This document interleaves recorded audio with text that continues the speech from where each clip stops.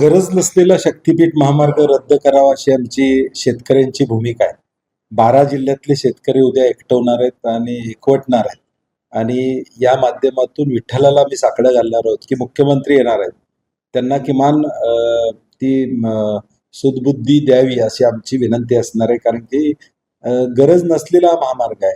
Ratnagiri Nagpur highway already existing आहे आणि तो असताना या रस्त्याची आवश्यकता नाही असं आमचं म्हणणं आहे, शेतकऱ्यांचं म्हणणं आहे आणि हा रद्द करावा अशी आमची भूमिका प्रामुख्याने आहे.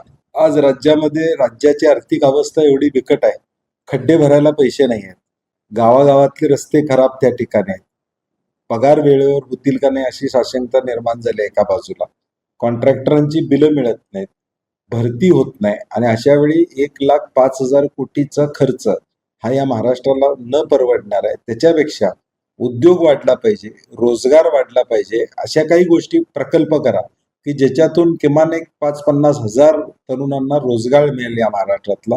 आणि हा गरज नसलेला प्रकल्प रद्द करावा अशी आमची मागणी.